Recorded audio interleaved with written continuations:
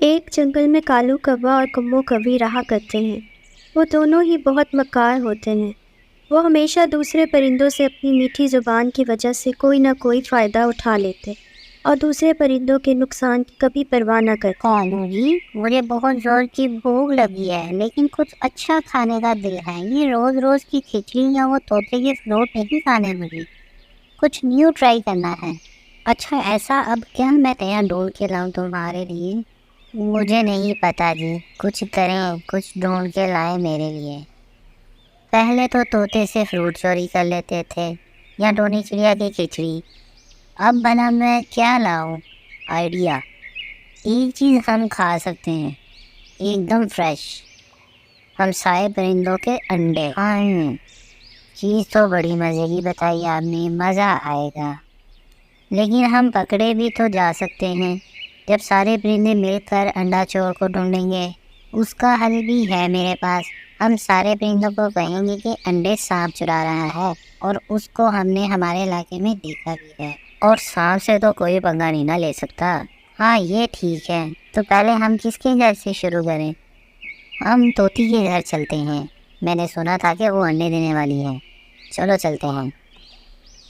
ایسا کہہ کر وہ طوطی کے گھر جاتے ہیں اور تاک لگا کر بیٹھ جاتے ہیں، اور جیسے ہی طوطی دانہ لینے باہر جاتی ہے، انہوں نے اس کے گھر میں گھس کر اس کا انڈا چرا لیا اور اپنے گھر واپس بڑے مزے سے آ جاتے ہیں۔ یہ انڈا کھا کر تو بڑا مزہ آیا۔ اب وہ دوبارہ سے کسی کا انڈا چرانے کی تیاری کرتے ہیں۔ وہ کبوتر کے گھر کی طرف جاتے ہیں اور اس کے انڈے پر نظر رکھ کے بیٹھ جاتے ہیں۔ موقع ملتے ہی انہوں نے اس کا انڈا بھی چرایا اور وہاں سے بھاگ کھڑے ہوئے۔ جب کبوتر واپس آیا اور اس نے اپنا ایک انڈا غائب دیکھا تو شور مچانے لگا۔ میرا انڈا کس نے چرایا ہے؟ اس کا شور سن کے باقی پرندے بھی اس کے گھر کے باہر اکٹھے ہو جاتے ہیں۔ کبوتر بھائی کیا ہوا؟ کس چیز کا شور ہے؟ ارے میرا ایک انڈا غائب ہے، اور میں اسے چھوڑوں گا نہیں جس نے بھی یہ حرکت کی ہے۔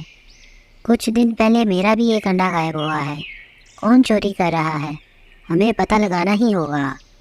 ارے سنو دوستو، میں نے چند دن پہلے وہ دشت سانپ کو ہمارے علاقے میں دیکھا تھا، اور تم لوگوں کو تو پتہ ہے سانپ کو انڈے کتنے پسند ہوتے ہیں، ضرور اسی کا کام ہے۔ وہ سانپ تو بہت خطرناک ہے، ہم اس سے تو نپٹ بھی نہیں سکتے۔ ایسا سوچ کر سارے پرندے ڈر کر وہاں سے جانے لگتے ہیں۔ کالو کوے اور کمو کوی کا پلان کامیاب ہو گیا تھا۔ اب وہ دوبارہ انڈے کے لالچ میں ٹونی چڑیا کے گھر کا رخ کرتے ہیں اور موقع پا کر ایک انڈا لے کر غائب ہو جاتے ہیں۔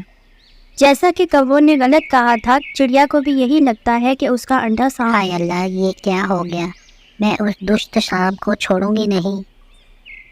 ایسا کہہ کر وہ سانپ کے علاقے کی طرف اپنی جان کی بازی لگا کر نکل پڑتی ہے۔ ارے سانپ، تم نے میرا انڈا کھا کر بہت ظلم کیا ہے میرے پر۔ ارے او چڑیا، میں نے ایسا کوئی کانٹ نہیں کیا، مجھ پر الزام لگانے سے پہلے ذرا سوچ تو لیتی۔ لیکن کوے نے تمہیں ہمارے علاقے میں دیکھا تھا۔ تمہارے علاقے سے گزرنے کا مطلب یہ نہیں کہ میں نے انڈے چڑائے ہیں۔ چلو جاؤ یہاں سے، اب شاباش۔ ٹونی ہتاش ہو کے وہاں سے نکلتی ہے اور سیدھا کبوتر کے پاس جاتی ہے اور اسے سارا ماجرا بتاتی ہے۔ مجھے تو لگ ہی رہا تھا کہ کوئی نہ کوئی گڑبڑ ہے، لیکن اب ہم اصلی چور تک پہنچیں گے کیسے؟ فکر نہ کرو، میرے پاس ایک پلان ہے۔ ہم چھپ کر پہرا دیں گے، اور اس وقت سب سے زیادہ انڈے طوطی کے گھر ہیں، اور اس کے گھر پہ خاص نظر رکھیں گے، ٹھیک ہے؟ ایسا کہہ کر وہ ایک ڈال کے پیچھے چھپ کر بیٹھ جاتے ہیں، جہاں سے لگ بھگ سبھی پرندوں کے گھونسلے نظر آ رہے ہوتے ہیں۔ ادھر کوا اور کوی بھی چوری کرنے آ جاتے ہیں، اس بات سے بے خبر کہ کبوتر اور ٹونی چڑیا چھپ کر سب دیکھ رہے ہیں۔ دیکھا، یہی تھے وہ دونوں چور جو چوروں کی طرح طوطے کے گھر میں گھس رہے تھے، اور انہوں نے ہی تو سانپ کا نام استعمال کیا تاکہ ان پر کوئی شک نہ کر سکے۔ اب ابھی انہیں کچھ نہیں کہیں گے، میرے پاس ان کو مزہ سکھانے کا ایک پلان ہے۔ ہم انہیں اسی سانپ سے مار پڑوائیں گے جس کا انہوں نے نام استعمال کیا تھا۔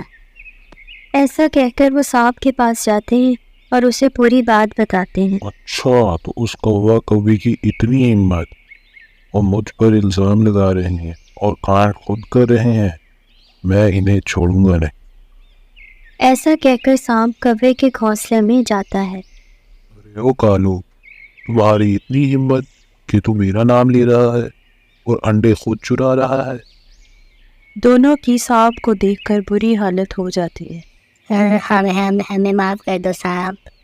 لیکن سانپ ان دونوں کو پکڑ کر خوب مارتا ہے اور وہاں باقی پرندے بھی آ جاتے ہیں اور اپنے انڈے چرانے والوں کو مار کھاتا دیکھ کر خوش ہوتے ہیں۔